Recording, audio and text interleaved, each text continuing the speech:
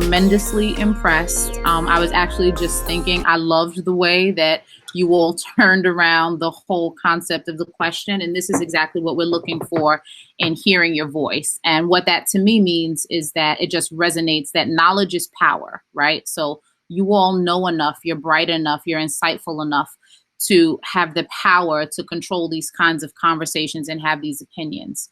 That being said, what are your thoughts on the curriculum? How armed are you? If knowledge is power, right? How armed are you? Okay, Faith, you'll go first. How armed are you? What about the curriculum here? The teachers here, like what changes would you make? Do you have enough? Do you not have enough? You can go ahead, Faith. Okay, so as for the curriculum, I feel like we can definitely do a lot better. I know this is not just like a school or even a district-wide thing, but maybe if they just took the initiative to teach us more in maybe not even AP classes, because some students, it takes them to get to an AP level to even learn about their own history. So if we started implementing that maybe from 7th or 8th grade, and then we gradually started implementing that into the education system, I think we'll be a lot better off. I feel like with our curriculum, we could definitely do a better job, really trying to get a chance to learn our history.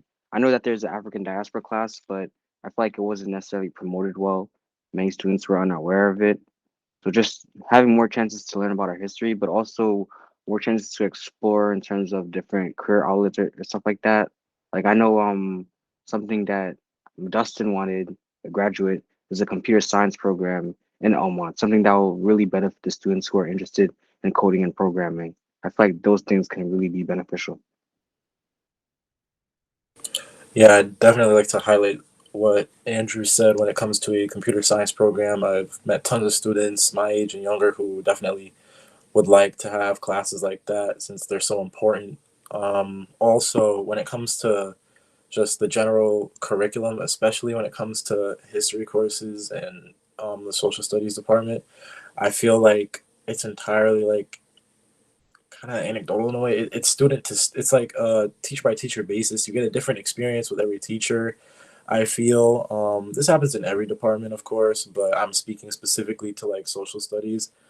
I've had a different experience with every teacher, what they choose to talk about in their course, how in depth they choose to get.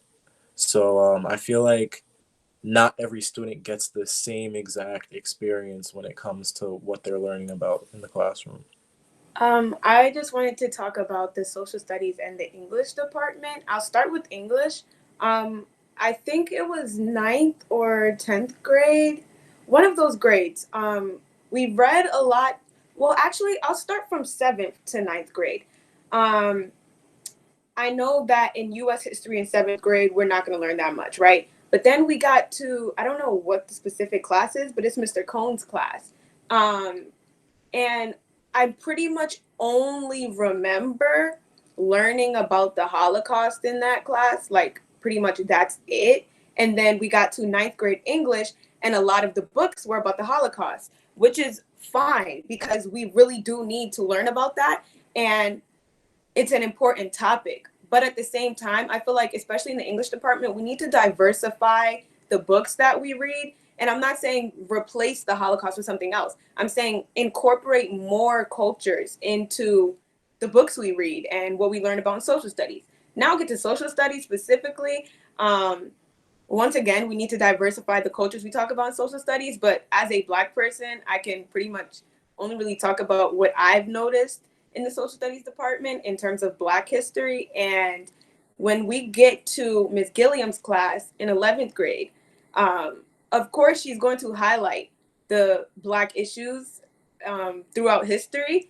But then when you get to different teachers that are not Black, it's pretty much just the same history that we already know. Like, I've never really learned anything new in terms of Black history in school. Pretty much everything new I've learned outside from like my family. And it's very rare. Sometimes I have learned something new, but we pretty much just talk about the same historical figures and the same events. Like, we never really go in depth unless it's like slavery. And even then we don't go in depth at all. So I feel like in terms of social studies, we need to start discussing different things, because we've all been pretty much learning the same thing about Black history since elementary school. So I think it's time, especially we're getting higher in our education, we should be learning more in terms of going in depth, not just being surface level educated.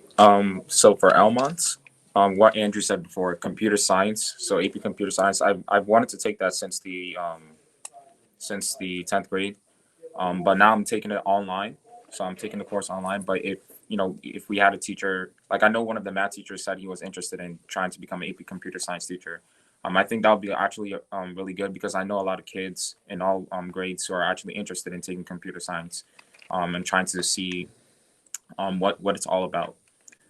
Second is English. So from 7th to 9th grade English, I'll be honest, it was pretty monotonous in terms of what we were learning. And we weren't really improving on our English over time in 7th to 9th grade. Like I didn't know what the difference between who and whom was at that time, or independent and dependent clause. And so by the time the SAT came, I had to start revamping my English skills and trying to learn what all those terms meant, or how I should use it, what kind of different grammar intricacies are there. And I felt like maybe if SAT English was emphasized a little bit in 7th to 9th grade and like kind of injected into our curriculum a little bit, a lot more students will be much more comfortable on that, because I know a lot of people actually do well on SAT math compared to SAT English. So that's why I recommend that. And then my third one is practicality in what we learn. I've seen actually a lot of good things. For example, the math fair, science fair, we're learning about what math does for the world, what social studies does for the world, and science. But I feel like just a little bit more, so students can really understand why we're learning some certain things and they don't get bored. Those are my recommendations. Yeah, I would say in general, Elmont has done a decent job of educating its students, concerning different historical occurrences. But I would say there's kind of a gap whenever talking about like controversial historical topics, because like personally, I didn't know that the origin of African American names, or African American English names, were derived from slave owners. I didn't learn that until 9th grade, which is kind of sad, because it's something that students should be aware of when they're introduced, or when history classes are introduced to them. I didn't know that there were African Latin American individuals until I watched the show on Netflix. Like, I should not be learning about Latin American history with slavery, or even American history with slavery from Netflix. I should be learning that in school.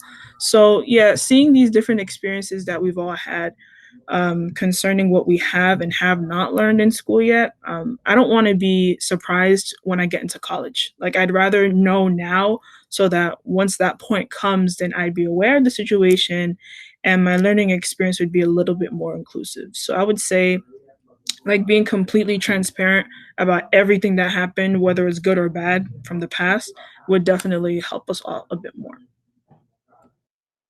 I would like to say, in terms of English and social studies, Brianna Johnson definitely hit the point on this, like about how we definitely need to like diversify, and like specifically English, that we need to diversify what we read, because a lot of the things we read is it's mainly about having, for example, poverty in Black communities, or like for example, like the skin I'm in, and like not being comfortable, not Black people not being comfortable in their own skin, or you have the Holocaust, or you just have in general Jewish events, or Black events that depict like the harsh realities that has been for them. And I feel like we should be able to touch on other cultures and such. And social studies, again, like we have been from like even elementary school, you could say we've been learning the same thing for like the past 8 years, 9 years. And it's just really that we go more in depth with them. We're not really learning anything new. And in general, I feel like we should be able to help that, especially in terms of when it comes to trying to learn and depict Black culture and our history. In terms of what Wally said, I feel like we should have a way to implement SAT learning classes, because I feel a lot of people would do better if they actually, for example, substantiate the amount of things that we learn in terms of SAT grammar, SAT writing, SAT math and such. Because high school math and SAT math are completely two different things. And I feel like, especially when I was trying to learn for the SAT, that it's sort of like simple math, but at the same time, you may feel like, not to be condescending in any sort, ignorant for not knowing this simple math. And I feel like we should find a way to implement these classes so that people could help. Because when you become a junior, it's sort of like the SAT is like right there. Like from like 9th grade, 10th grade, you're not really worried about it. And the summer hits and it's just like, oh my God, I have to study for the SAT.